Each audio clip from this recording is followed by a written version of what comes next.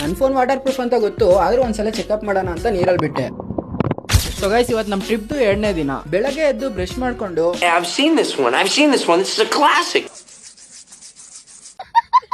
ನಾಷ್ಟಕ್ಕೆ ಅಂತ ಪುಳಿಯೋಗರೆ ತಿನ್ಕೊಂಡು ಅಲ್ಲಿಂದ ಸೀದಾ ಅವ್ರ ಮನೆ ಹಿಂದ್ಗಡೆ ಇರೋ ವಾಟರ್ ಕೆನಾಲ್ ಹತ್ರಕ್ಕೆ ಹೋದ್ವಿ. ನಿಮಗೆ ಈ ವಿಡಿಯೋ ಕಾಣದೇ ಇರ್ಬೋದು, ಬಟ್ ನೀರ್ ಒಂದ್ ರೇಂಜ್ ಫೋರ್ಸ್ ಆಗಿ ಹೋಗ್ತಿತ್ತು. ನಾನ್ ದೇವರ ರೇಂಜ್ ಎಗ್ರೋಣ ಅಂತ ಜೋಶಲ್ಲಿ ಬಂದೆ ಗುರು. ನನಗ್ ಬರೋ ಅರ್ಧ ಸ್ವಿಮ್ಮಿಂಗ್ ಅಲ್ಲಿ ದೇವರ ರೇಂಜ್ ಎಗ್ರಕ್ ಹೋಗಿ ಡೈರೆಕ್ಟ್ ದೇವರ ಹತ್ರನೇ ಹೋಗ್ಬಿಟ್ರೆ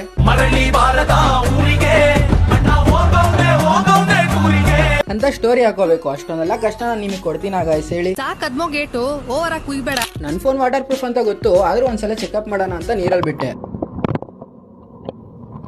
A few moments later.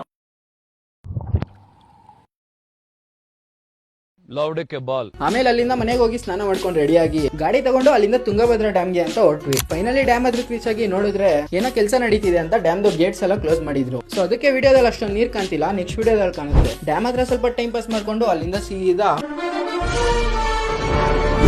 ಸ್ವಲ್ಪ ದೂರದಲ್ಲೇ ಒಂದು ವ್ಯೂ ಪಾಯಿಂಟ್ ಇದೆ ಅಂತ ಅಲ್ಲಿಗೆ ಹೊರಟ್ವಿ. ವ್ಯೂ ಪಾಯಿಂಟ್ ಅಂತೂ ನೆಕ್ಸ್ಟ್ ಲೆವೆಲ್ ಆಗಿತ್ತು ಗುರು. ಆ ಸೈಡ್ ಇರೋ ಲ್ಯಾಂಡೇ ಕಾಣಿಸ್ತಿಲ್ಲ, ಯಾವ್ದು ಸಮುದ್ರಕ್ಕೆ ಬಂದಿರೋ ಫೀಲ್ ಇತ್ತು. ಆಮೇಲೆ ನಾನು ನೆಕ್ಸ್ಟ್ ಒಂದು ಬಾಯ್ ಹೇಳಿ ಅಲ್ಲಿಂದ ಮನೆ ಕಡೆ ಹೊರಟ್ವಿ. ಮನೆಗೆ ಬಂದು ಹಂಗೆ ಜೋಬಲ್ಲಿ ಕೈ ಬಿಟ್ಟು ನೋಡಿದಾಗ ಪಾಕೆಟ್ ಅಲ್ಲಿ ಇಟ್ಟಿದ್ದು 2,000 ರೂಪಾಯಿ ನೋಟ್ ಎಲ್ಲೋ ಬಿದ್ದೋಗ್ಬಿಟ್ಟಿತ್ತು. 2,000 ರೂಪಾಯಿ ಕಳ್ದೋಗಿರೋ ಡಿಪ್ರೆಷನ್ ಅಲ್ಲಿ ಇವತ್ತಿನ ವ್ಲಾಗ್ ಮುಗಿಸ್ತೀನಿ. ಮತ್ತೆ ಸಿಗೋಣ.